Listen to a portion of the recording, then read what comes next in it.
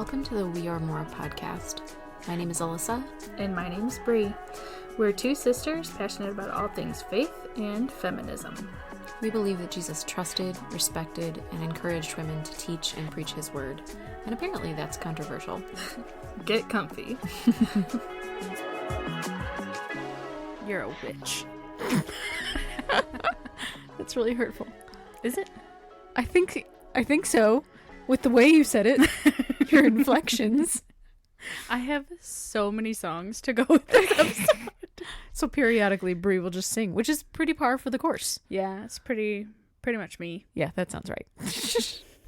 I've been thinking, okay, have you seen those things? This is old. This is like, I'm out of date, but have you seen where people go, oh, if I had a starter pack, or if this character from this show had a starter pack. Yeah. If I had a starter pack, it would most likely be Birkenstocks, claw clips, those waffle shirts from Aerie, a Starbucks.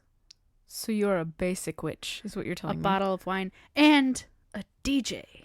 A DJ? I'd be a DJ. Oh, you'd be a DJ. Yeah. Not like you'd have one following you around like. No, we tried that. That didn't work. So happy Halloween, everyone.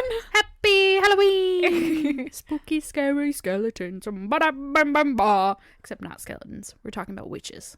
We are. But you do have, I bought Brie a painting for her birthday. Yeah. And it has spooky, scary skeletons on it. Except the title of it is The Winds of Change. I need you guys to know, I love to gift give. It's just like part of who I am as a human. And Brianna constantly, she'll out of nowhere goes, do you feel that? And there's no context, okay? You're talking about something totally different. She goes, can you feel that? It's the winds of change. And so I found this painting, and it's a Disney still from, what's it from? Fantasia. Fantasia, that's it. And, I mean, we're not, like, big Fantasia fans or anything, but we are big Disney fans. Yeah. And it's entitled The Winds of Change. Guys, I've never been more proud of myself. I just need to get a nail, and it's going up in my wall.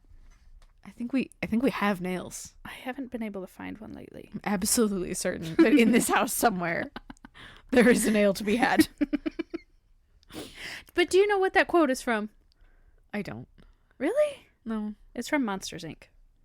Where in Monsters, Inc. is they talking about spooky, Randall? scary He goes, skeletons? do you feel that? Oh, the winds of change. The winds of change. Oh. Yeah. I was still on spooky, scary skeletons. Oh. That, I mean, there are skeletons in Fantasia. But there aren't in Monsters, Inc. Listen. Unless it's a really different movie than I thought. It is. Monster skeletons. And they will send shivers down your spine. Oh, good. And anyways. So I'm super proud of the fact, and I recognize that this was none of our doing, but I'm so proud that this is coming out on Halloween. This was God's timing. It just makes me feel very accomplished. I feel so professional. On Halloween, we're talking Halloween. about witches. I'm very excited. So guys, I have done an inordinate amount of research. Guess what? Brie has done none. I have done none. But Brie researched the last episode, so yeah, that's good enough. It's fine. We're good. And also I have been contributing nothing due to the plague. That's okay. She had the plague. Very appropriate for witches. I feel like had is not the term. Has. Still going on. Do people get over pneumonia? It's a real question. Continuous plague. I think it might go on till I die, which might be tomorrow. This may take all my life. But at least if I die tomorrow, I have enough money to really live it up for the next day. Live like it's your last day on Earth. And your last day on Earth is today. If today is my last day on Earth, I'm ditching all you people. I'm going to Disney. See you, bye. Very Super Bowl of you. Speaking of the Super Bowl, for the day after Black Friday, we have very cool shirts. We'll get on topic at some point. I like how we're like, speaking of Super Bowl, I have no idea when the Super Bowl is. It's not February. The day. It's not Black Friday. No, but it's football. But there was a train of thought there. Okay, we like to cause waves because it's who we are as people. Yeah. I don't know if you all have noticed this yet, but our family is very into like football, particularly on Thanksgiving, Black Friday, I don't think particularly on. I think it's continuous. They love football Okay, all the time. we have to be present for it on the holidays because we're all together in one big house for like 4 days. And so for the last, I don't know, for one of the games on Black Friday, I think there's multiple games on Black Friday. Do not look at me. Girl, I have I no don't know. idea. But we ordered shirts and a hoodie for my daughter that all say "Go Taylor's boyfriend." And I'm so excited about I it. hope they're still together. I don't even care. My boss texted me this morning and he was like giving me a list of things to do, and at the end he's like, "Go blue." And I said, is there a game today? Go football. And he goes, Michigan versus Michigan State is playing, I think, tomorrow. Oh, I said, really? Oh, well, go blue then. I have made a family brand out of being, if you are not from Michigan, Go Blue is like U of M, University of Michigan. And if you say Go Green, it's Michigan State. And I have made a personal brand out of being a Michigan State fan, despite the fact that I could not possibly care less about any sport ever. Because Alyssa solely likes to push the buttons of everybody around her. Our whole family is U of M fans, and I think it's hilarious. And whenever anybody asks me about it, I very seriously just say, "Well, I look better in green." Yeah. And the looks that I get, It goes better with my eyes. It does. And my hair. It does. My personality. Well, you know. And on to witches. So today, we're going to be talking about the Salem witch trials, and also the Hartford witch trials, and also the Pendle witch trials, because I did so much research. Proud of you. Hartford just reminds me of Gilmore Girls. I mean, that's exactly where it was. So there you go. Fantastic. So we'll be talking about the Gilmore Girls witches. Hope New you guys are England. prepared. So we're going to start with the Salem witch trials because, I mean, I think that's probably why you're all here. That's the most famous ones for us here in the United States. So the Salem witch trials were between February of 1692 and May of 1693. So not like a long time. I just almost made a joke about 1692. Was it an inappropriate joke? No. Then make the joke. Columbus sailed the ocean blue. Well, that's wrong. I know. Anyway, so I think we think of this as a long period in history, and the reality is it was just over a year. And really, most of it happened in the summer between those two. Mm-hmm. Like, so the summer of 1692 was when the furor. Can I say something stupid? Okay. When I think Salem witch trials, I do not think the United States of America. Well, I mean, they were still colonies. Yeah, but Yeah. I picture it in England. Okay, well, that's wrong. I can't help you there. I just don't want to be associated with it. I'm like, send it over the ocean. Well, in England, in Europe, I guess, lots of research, guys, between the early 15th and the early 18th century, 500 people were executed for witchcraft. Across the pond. So, yes, so across the pond. So, when you do talk about witch trials, globally, Salem is kind of just a blip. Yeah. But for us, because it happened in the country we're living in, and it happened a lot later than most of the European witch trials, it seems like in Europe they thought they moved on. They thought they were better than this now. You know, like, yeah, we've moved on. We are better. Yeah, like we're more educated. We don't think about this anymore or whatever. And then all of a sudden Salem happens like 80 years after the main ones in Europe. We're behind the times. Yeah, and so it was kind of a big deal. Yeah. So the Salem witch trials started with 2 young girls. One was 9, one was 11. Oh, they were babies. They were very young. I mean, Oh. that's my daughter's age. So you're talking about young. I'm sorry. This big of drama started with preteens? Yeah. What the heck is this? We have preteen drama in our history? Preteen drama. I mean, probably a lot. My gosh. So their names were Betty Paris and Abigail Williams. Now, Betty was the daughter of Reverend Paris. Mm-hmm. So he was the pastor of the Salem area at the time. So he would have had a lot of power and influence. And then Abigail was her cousin, Betty's cousin. And I believe Abigail was living with them at the time. And all of a sudden, the girls start acting real weird. As all 9 and 11-year-olds do. But, like, they're contorting their bodies. They just watched The Exorcist and were confused. Leave them be. In the 1690s? Yep. I don't think so. They were just trying to be cheerleaders out in their backyard. So they're starting to do weird things. They're saying weird things. Strange, right? Now, there's no videos of this. I can't sit here and tell you this is exactly what they did. They were starting their periods and they had hormones. I mean, maybe. Okay, they were 9 and 11. That's what was happening. I can tell you right now. But because they were in the Reverend's house. Yeah. Obviously, there was precedent for witch trials. This was not a new concept, but It was kind of an old concept. yeah. But when witch trials come to town, who becomes the most important figure? True. The Reverend, right? The Exorcist. I don't think he was exorcising anybody. I haven't seen The Exorcist all the way through, so all my references probably don't make sense. All right. Well, you people out there that are going to watch it tonight because it's Halloween, don't listen to Brie. Okay. So these two girls, they accused 3 women of being witches and of, I think the wording was like afflicting them. So essentially coming to them in their dreams and scratching them or attacking them, things like that. Them. Yeah, basically. Yeah. So they accused 3 women, and those 3 women... Shadrach, Meshach, and Abednego. Okay. So the 3 women were Tituba. Whoa. Watch Sorry. your mouth. So she was actually the slave of Reverend Paris. Gotcha. So she's in their household. She's an easy target, right? Mm-hmm. Absolutely. She's marginalized. She's not important in society.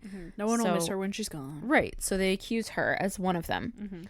And the other 2 were Sarah Good and Sarah Osborne. Oh, I've heard of them. So these were all women kind of on the outskirts of society. How can you accuse someone whose last name is Good? Like the Good Witch. They did. She was the Good Witch of the North. I don't think so. Like Glinda. So one of them was younger, pregnant. She had to beg for money because... What was she, 12? Maybe. Not that young. But she was begging for money. So again, outskirts of society, not an important person, not someone that the girls would have been concerned about in any way.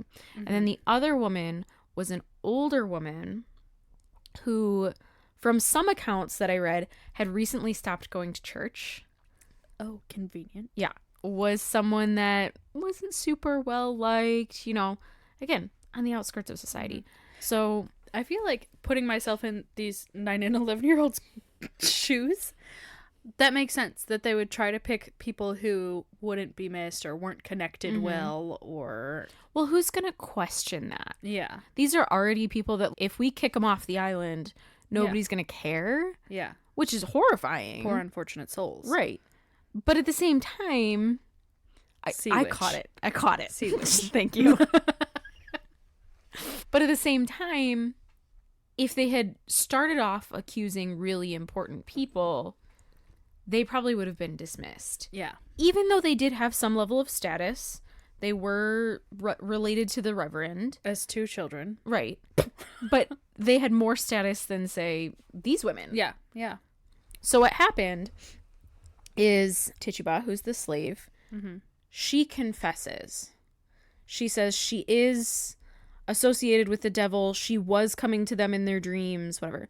Now, she confesses because allegedly she was beat very badly by Reverend Paris. She was forced into it. Right. Right. However, the deal was also, throughout all of the Salem witch trials, the deal was if you confess and you blame a bunch of other people, you won't be killed. Which makes 0 sense. None of this makes any sense. Oh, our history sucks. But that was kind of the deal. So on both sides, where on the one side she's getting beaten and told you're going to confess to this whether you like it or not. Yeah. And then on the other side, she's trying to save her own life. Right. Which, I mean, can you blame her, for heaven's sake? And I mean, she's in that household. There's these 2 girls that she's probably been caring for as long as they've been alive. She probably feels maybe protective of them in some way. there's a possibility. I'm just speculating. Yeah, for sure. So the other 2 women did not confess. As they shouldn't. The Sarahs did not confess. Now, the Sarah that was pregnant, the younger Sarah, she was actually already a mother, and her daughter was now having to be raised by someone else. And she had her baby while in prison. The baby passed away, unfortunately. And then once she had the baby, she was accused, found guilty, and hanged. Ooh. The other Sarah, I believe, died in prison because she was old. Why do we always think of burning the witches when they were hanged? So none of the U.S. witches were burned. Now, that's not to say that didn't happen other places. Gotcha. But when you see, like Bree was telling me about, the reason we were doing this episode is because Bree saw some shirts that said they didn't burn witches, they burned women. And there's definitely precedent for burning. But in the United States, particularly in Salem, there were 20 people that were accused of witchcraft, and there were almost 200 that were accused. But there were 20 that were accused and convicted and executed, and they were all hanged. And then there was one additional man that was crushed. We'll get there. Like a tomato. I mean, it was quite graphic. I read some graphic stuff. It's not great. So that was the start of things. And that was in March of 1692 that they were accused, that they were then, started on this whole path, right? Yeah. And that started a crazy amount of crap. So in the end, there were 4 main girls that were accusing people. So it was Betty, Abigail, and then there was Ann Putnam, who was 12, and Elizabeth Hubbard, who was 17. So these 4 girls are primarily responsible for accusations, okay? Gotcha. So they start the path. Now, there's a lot of control around them. And you have to ask, where's the control coming from? Satan. I don't think that's it. I mean, you could make that argument. But a lot of the control is coming from the men around them. Gotcha. Now, these 2 first little girls, they're acting super weird. There's actually some theories as to why. One of the theories is that... Periods. That's your theory. I don't know that that's been substantiated. I think it should be. But one of the theories is that they had a very heavily rye-based diet. And rye can get a fungus in it. There's a fungus among us. There is. That can make you act super weird. So that's one theory as to why that might have started. But remember that the father here is the reverend who has something to gain. Right. Now, later on, another one of the women that gets accused, but I believe it's Ann Putnam's father. So Ann starts acting weird too, right? And her dad is feuding with this woman whose land kind of backs up to his. They've been feuding for a long time. She is an upstanding member of the community. She goes to church. She's like everybody's grandma. Everybody loves her. The BFF. Except Mr. Putnam. So Mr. Putnam now tells, in theory, the theory is that he tells his daughter, accuse her. That way we'll get her land. Yeah. Because she was in control of it, and women didn't have a lot of rights in the first place. So the fact that she had any control of this property, she's hanging on by a thread. Heck yeah. All he needs is one little thing to break that thread. Oh, you're going to sing a song. A tiny little... The rumor weed. You're on The rumor rumor weed. weed. Yeah. Never mind. At least I knew where that one was going. So then you've got that man in power. Yeah. Then you've got the judges, the magistrates, the religious leaders that come in to decide the fate of those who are accused, saying guilty or not guilty. Always guilty. And they're perpetuating it in a really horrific way because, like I said, the deal is if you want to be found innocent, you have to say, yes, I'm in line with the devil, but plus also, here's 4 other people that I saw in line with the devil. Which is crazy. It's all about power, right? And so about 200 people, not quite 200, but right around 200 people, were accused over a very short amount of time. Think of how many, like, almost every day. Oh, yeah. You're having these cases. And actually, there were a couple of animals, too, that were tried. There was a dog. What? And I want to say a pig? Were they allowed to speak up for themselves? I don't know, but they were executed. This is very Charlotte's Web. It's very strange. I don't like that. Dr. Dolittle and whatnot. It's wild. But think of how often this is happening. This is almost constant. Yeah. And then you look at why. I want to get through this one so that we can talk about some of the other trials too. But, oh, I'm sorry. By the end, there were 10 women and girls that said they were afflicted by witchcraft. So those 4 that I said before were the main 4. But by the end, there was like a group of 10 of them. And they would go in and they would provide something called spectral evidence. So Like remember, the moon and the stars? not quite, but remember that this is a legal court in the United States. Now, this wasn't the United States at the time. It was colonies. But still, this is a legal proceeding. And this group of girls, however many there were accusing you at the time, would stand up in court and they would present what they would call spectral evidence. So that's where they can see something. So if I was to be like, Brianna is scratching my eyes out. With my third eye? Yeah. And ripping my leg off and whatever. What? I couldn't think of anything else. That was the first thing that came to my mind. Okay. The first thing that came to my mind is, she's ripping my leg off. But they would present this spectral evidence. They would contort. They would look crazy. They would whatever. And that was taken as evidence against the people being accused. I want to say so much that, like, oh, they're so stupid back then, but I guess it's not like they had access to the internet. Well, And that time was very different. it was definitely very different, but a huge part of what's happening here is, like we said, power dynamics, selfishness, a lack of consideration for other people, a lack of ability to consider other people. Some of these girls that are accusing people, one of them was a servant who started having the convulsions and whatever, which again could have been caused by rye. It could have been caused by something actually going on in the environment. Yeah. And her master, I don't really know what her boss, she was a servant, not a slave, so that's kind of a complicated terminology. But he beat her really badly because he didn't believe in the witch trials, and he said, not in my house. Gotcha. So then, long story short, that's John Proctor and his wife were both accused. And John. he was one of the men that was hanged because she did turn around. At first, she apologized. She said, oh, so sorry, didn't mean it, whatever, because he had hurt her and she was scared of him. But then the girls turned on her, the group of girls, and said, no, now we're going to accuse you of being a witch because you're saying we're all lying. Gotcha. So now she's got to turn back around.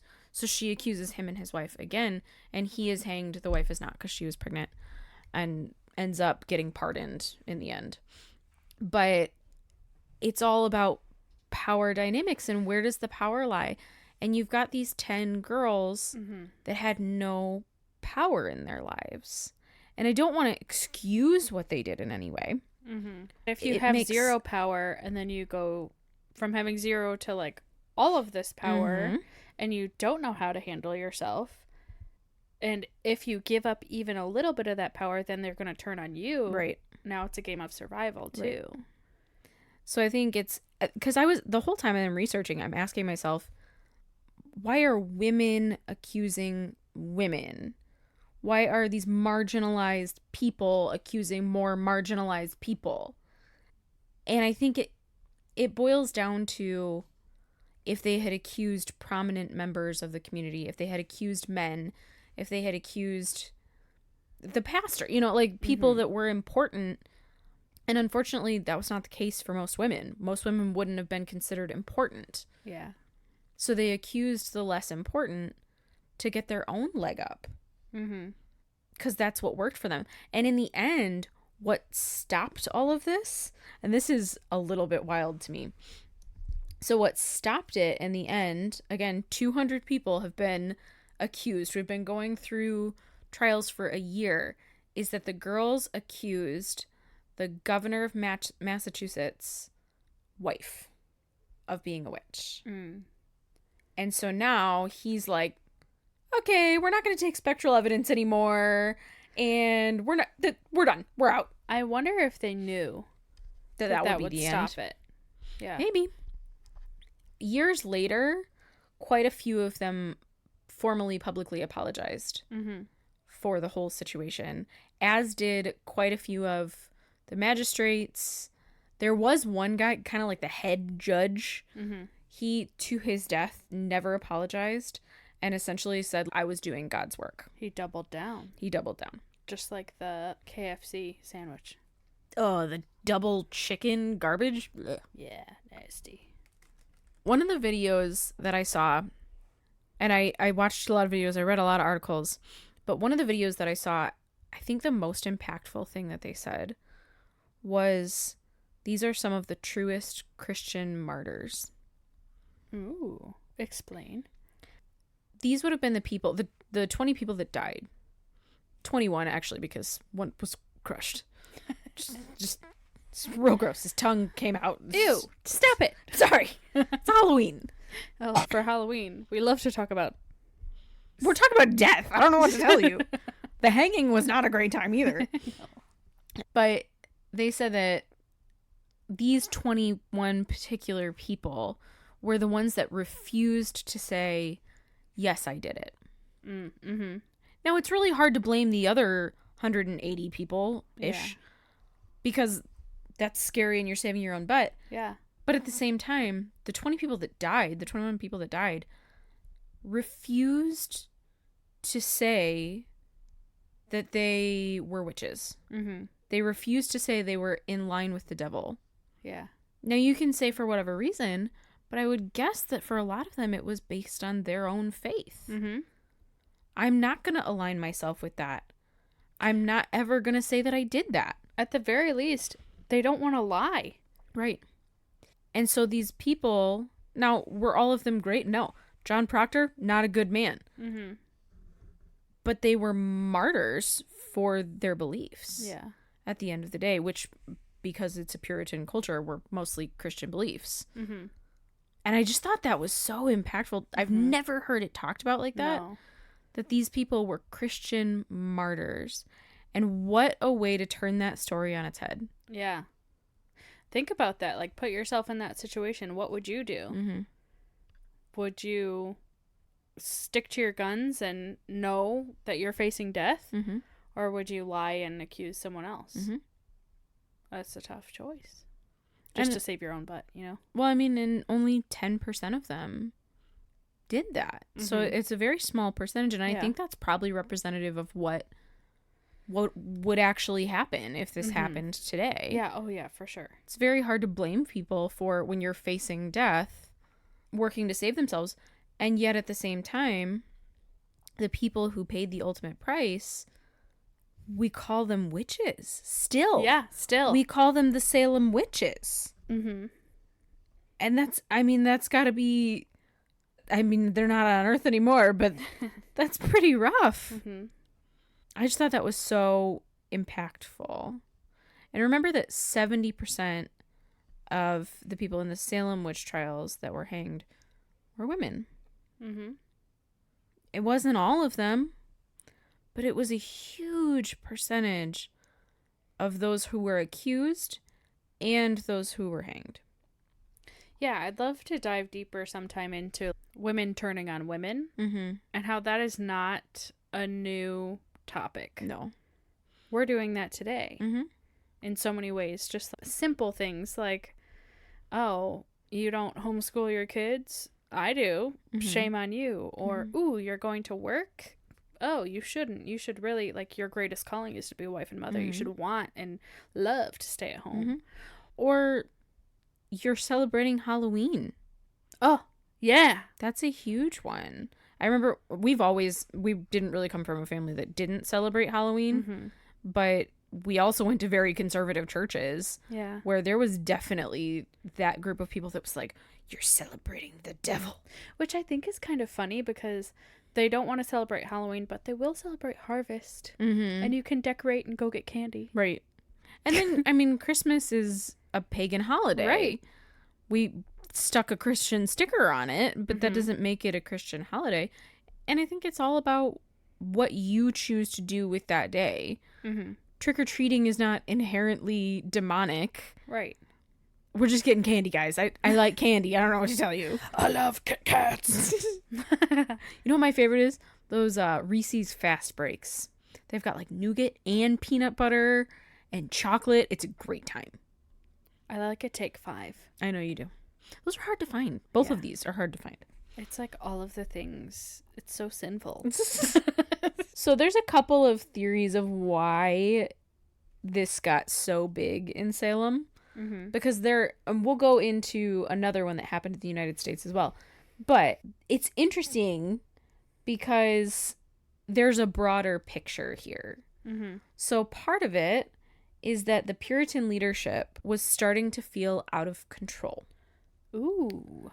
They were having some wars with the Native Americans, and they believed that the Native Americans were in line with the devil. I realize that is insane. What? Horrific. Ridiculous. But that is what they believed at the time.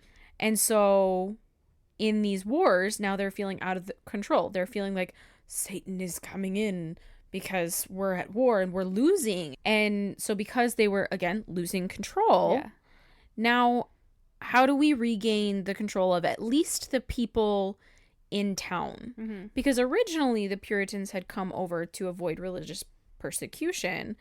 But now they were over here, and a lot of people were not going to church. A lot of people were starting to think differently. A lot of people were questioning the reverends, things like that. So how do we regain control? Well, a really publicized, widespread witch hunt might do it. Yeah. Gee. So that's one theory as to why it kind of got so big and why the leaders allowed it to get so big. Because there were other times where these things got shut down. Yeah. Where it would start and they were like, no, this is stupid. We're not doing going this. Back. Yeah. Yeah. But here was a perfect reason. And one of the resources that I read, it said 1690s New England is much less Puritan than 1630s. Oh, okay. So you think about modern day churches, when a pastor starts to lose control, what's the first thing that he does? Puts more restrictions on the people to try to force them into control. Yeah. Right? Puts more restrictions on the women. Not biblically based. No. But just human based. How do we control this big group of people? A big group of people is hard to control. So tell the women that they can only wear skirts. Have an element of fear. Right. Absolutely. Like you think of a trauma bonding now. You can create really strong bonds if you have a common enemy or a common fear. Right. So that's exactly what they were doing here. Now, the next one I'm going to talk about, there's so much that goes into this. Like, I feel like I watched like 20 hours worth of videos and we're compressing it into not that long of a podcast. I've just been watching Agatha all along, so I feel like that's my research. Oh, good. Yeah, that's good. That'll do it.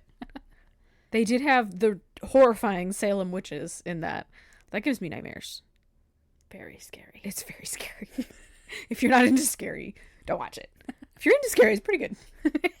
But anyway, so the next ones I'm going to talk about were a little bit earlier in time, and they were the Connecticut witch trials or the Hartford witch trials, depending on who you ask. The Gilmore Girls. The Gilmore Girls witch trials. Because that's all we know about Connecticut. Or Hartford. Or Hartford. So these happened in a longer period of time, but they're not quite as famous because there were less cases tried over quite a long period. But it was between 1647 and 1663, and it was the very first large-scale witch trials in the colonies. There were 37 cases tried as opposed to almost 200 in Salem. Oh. And 11 people were killed. Again, most of whom were women. What's 11 divided by 37? What? I don't know. I'm I have an trying to English figure out degree. percentages. Use your phone. Because I feel like that's a bigger percentage of people. Percentage-wise, oh yeah, like a lot more percentage-wise. You were, if you got accused, you were less likely to survive it. Yeah. But a lot less cases over a long stretch of time, as opposed to a single year, and then you've got almost 200 people. Mm-hmm. So the first person, but she was a woman, to be accused, her name was, and I don't know how to say this, but Alse, A-L-S-E, Young. And call her Alsey. She was the first person executed for witchcraft, likely in the American colonies. So ever since we came over, she's our first witch. She's the first witch. But again, that's really hurtful, probably. So she was executed in May of 1647, and there are no surviving records about her trial or charges. So nobody really knows what she was accused of, what the evidence was. We just know that she was executed. And one of the theories is that she was potentially in line to inherit her husband's land. Oh, power move. So that's a theory. It's not proven for sure, but that's what happened with her. So then the first recorded confession of witchcraft. So she didn't confess to it that we are aware of, but the first confession was Mary Johnson. Why would you be spared if you confessed?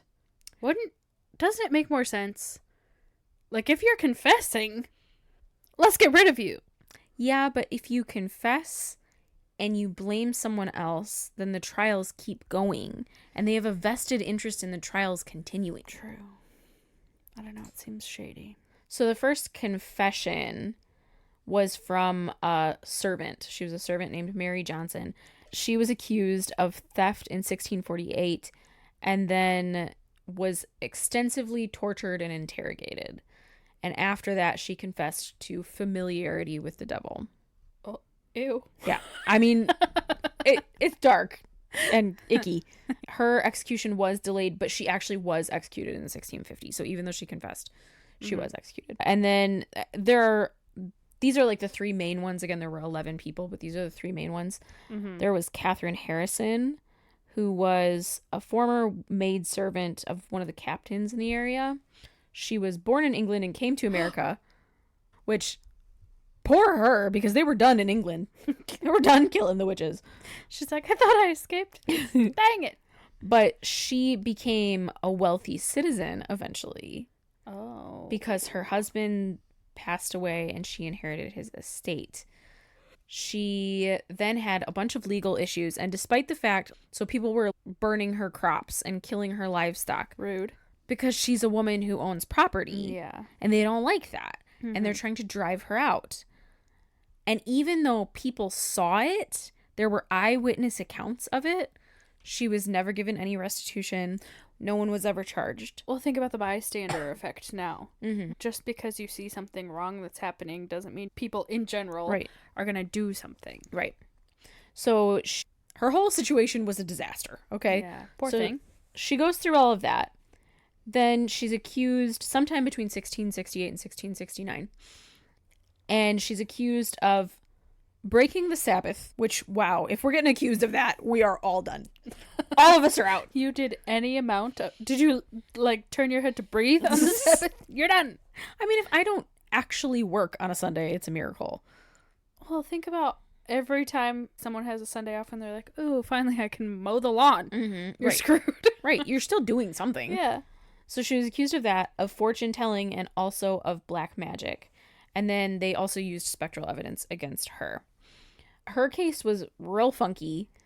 So the first jury... Stink? Yes. The first jury could not decide whether she was guilty or not. The second jury did find her guilty. But then the magistrate decided that she was not guilty because it was like all spectral evidence against her. And he didn't like that. Because some of them... How kind of him. Some of them turned on it eventually. Yeah. Still not great, but... So she was actually released, but she was banished from Connecticut. So, despite the fact She was released. All of her property, So she might as all well of her be dead. livestock. I mean, we don't know what happens to her after this. I believe her family moves to New York, but we don't know what happens to her from here. Right. But whatever did happen, she lost any autonomy, Yeah. any power, any finances. She lost it. It was gone. She's literally banished from her home. Mm-hmm. Despite the fact that she's found innocent. Yeah. They banished Like, her. why? I don't know. So there's a really interesting, after these things happen, process of eventually, after these people have died, finding them innocent. Okay, so with the Hartford case, Salem has a similar situation, but with the Hartford case in particular, in 2012, descendants of those who were executed petitioned the Connecticut government to pardon the victims. Because technically it's still on the books that they are guilty of witchcraft. Because these were legal proceedings. Right. So technically it's still there, right? So that was in 2012. The motion was not passed. 2012 was a rough year. We thought the world was going to end. Yeah, and then it did it in 2020. Dang it. All dang. But the motion didn't pass. Okay? Why? I don't know. I didn't get there.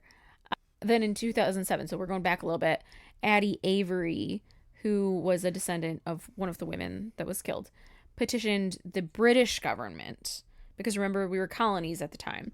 So the British government to acquit the convicted witches. They did not. I would love to know the reasoning. I couldn't tell you. I think it's just not important enough. You know, it's so long ago that it's like, who cares? Yeah. But clearly someone cares, or no one would bring it up.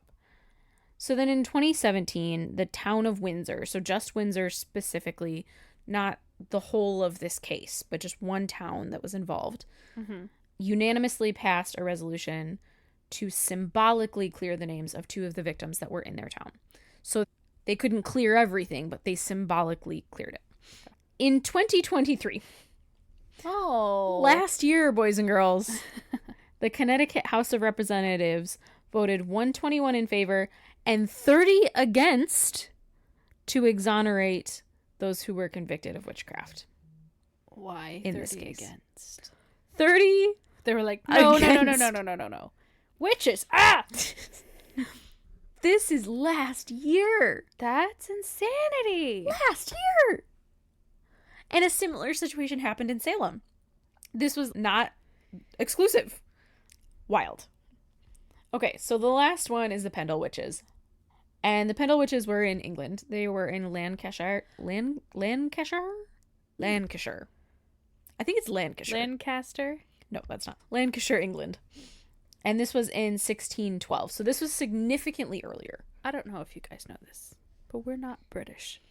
Even though sometimes we talk in an accent. Sometimes you talk in an accent. What? So we're going to speed through. Only 12 people were accused in this particular case, but the reason that it's significant is because it was one of the bigger cases. Even though 500 people were executed in Europe, it was over a huge period of time. So this was one of the hot spots, right? Oh. So 12 people were accused. 9 women and 2 men. So that's how many were tried at that point. And then 10 were found guilty and hanged, and 1 was found not guilty.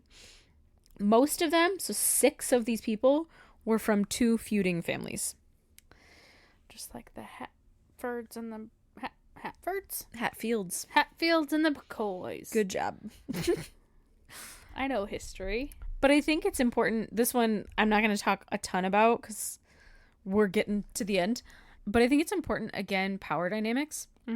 So the way that this started is kind of a wild story. So buckle up. The original accuser was a man. He's walking through the forest.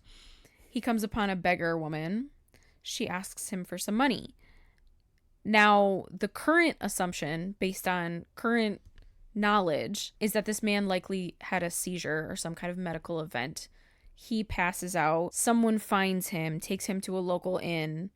They revive him. And when he wakes up, he tells this story. He says, I met a beggar woman on the road. I said, no, I wouldn't give her any money. and a dog came out of the forest and started talking to her. And the dog said, "Do you want me to kill him?" And she said, "Yes." Why wasn't the dog tried? Why wasn't there evidence of a dog attack? Like, there are many questions here. There was no dog. So he accuses her. They bring her in. She admits to this after, again, a lot of coercion. Mm-hmm. She's a beggar. She has no status in society. Yeah. She just doesn't want to die. That's what this boils down to. And he actually was going to say, according to records, he was going to pardon her, to say, forget it, whatever. Because I'm insane. Probably because he didn't believe himself. Yeah, I mean, really, like, yeah. Probably because he didn't believe himself. Or hot goss time. He was trying to do something bad to her, and he was like, no, I'll pardon you. Yeah, I mean, that there are many possibilities. Mm-hmm. This is an old story. A lot of it is lost to time. Yeah. But what happens is his son was called because his dad is passed out in this random town. Mm-hmm. His son comes in and is like, heck no, we're accusing her. So she ends up being accused of being a witch. So then from there are two feuding families, right? And they're feuding because both of them are impoverished. Mm-hmm. And they are basically fighting over who gets to beg where. Okay. They also think that there might have been some aspect of natural healing going on. So, like, potentially they were using herbs and stuff to try and help heal people. Yes. Mm-hmm.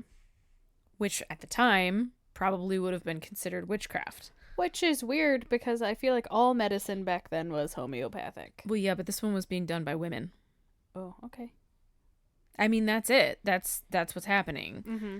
And so, in order to save her own butt, she accuses this other family because, hey, they're annoying me anyway.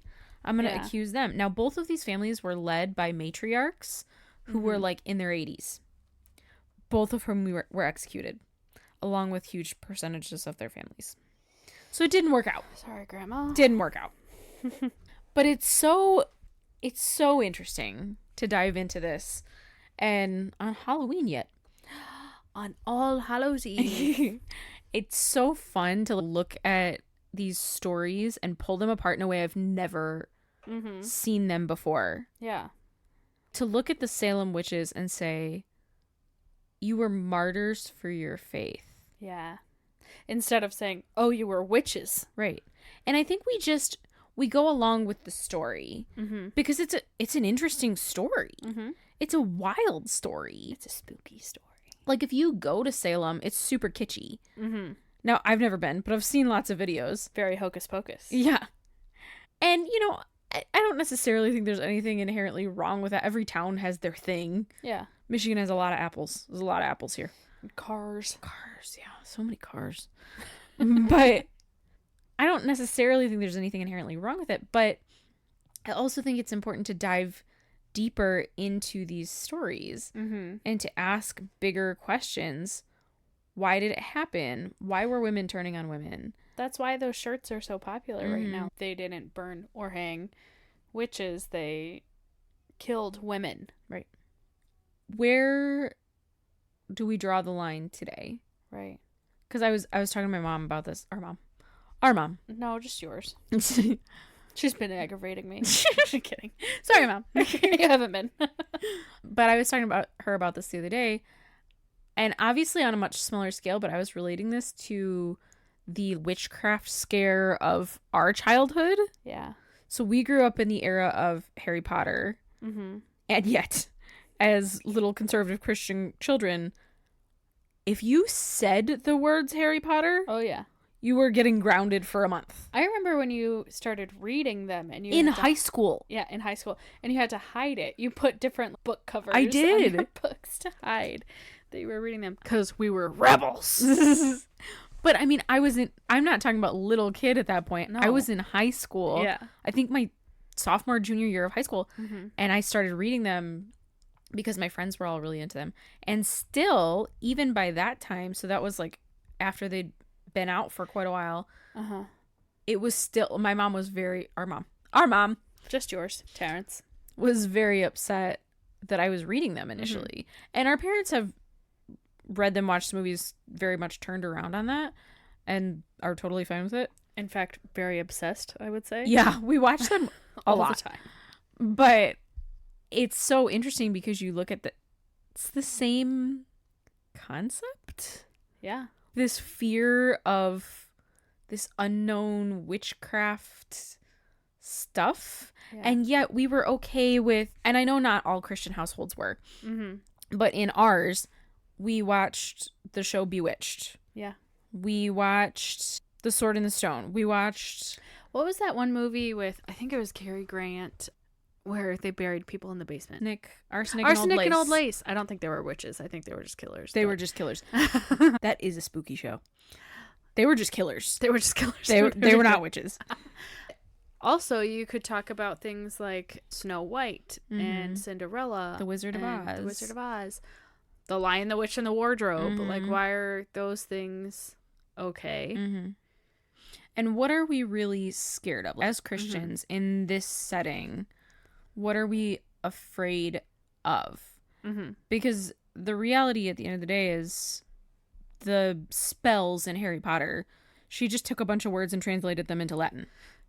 They weren't relating it back to Satan at all. It was just magic. It was magic. But we are so afraid of getting too close to sin. And maybe that's part of what some of the accusers or the magistrates or whoever in these cases were doing. Not that that makes it any better. Yeah. But maybe that's what they're doing is you're so afraid of stepping a little too close to the sin because then you might fall into the sin. Yeah. That you put this big wall up, not just around you, but around everyone of faith. And now it's not just that sin that's the actual sin. It's, for example, really conservative Christians back in our time, I don't know if it's true now, but they would say don't go to the movies. Because not that necessarily the movie that you're going to see is bad, but you don't want anybody to think that you're going to see what could possibly be a bad movie. Right. And that's real. I know if you're not from the conservative Christian faith, that sounds wild, but that's true.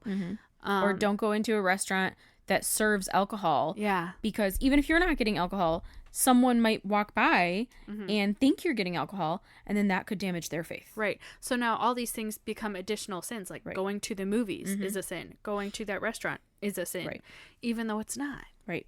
So even though Harry Potter is not talking about the devil in any way. Nope. Like there's no, if you want to argue Agatha all along on Disney, like I hear you. I hear you. I hear you. But because there's like actual demons in it. It's not. Yeah. It's a little spooky, guys. But with Harry Potter, there was nothing about that. There's magic, there's spells, etc. But there's no worshiping the devil. No. And that's what the Bible says to steer clear of. But we had to put a bigger circle around it so that you don't get even close to sin. It's the same thing with drinking. You know, we talk about wine a lot. I just drink it now. Conservative Christians, at least the spaces that we grew up in, did not drink. You do not drink. You do not drink? Ever, ever, ever. Even though Jesus did. Not for health purposes, not for anything else. And if you choose not to drink, no issues with that. 100% your own decisions. Yeah, absolutely. But to look at the entire Christian community and say none of you can drink because the Bible says don't get drunk. So now we can't drink at all. I think more specifically it says don't make anything else an idol, right? So if you're an alcoholic, I do think you're making alcohol into an idol. But if you're having a glass of wine, I'm not going to follow you for that. But we had to draw a big circle. And once you draw your own big circle, you got to draw it for everybody else because you don't want to be all alone. Right. Because if it's a sin for you, it's got to be a sin for everybody else.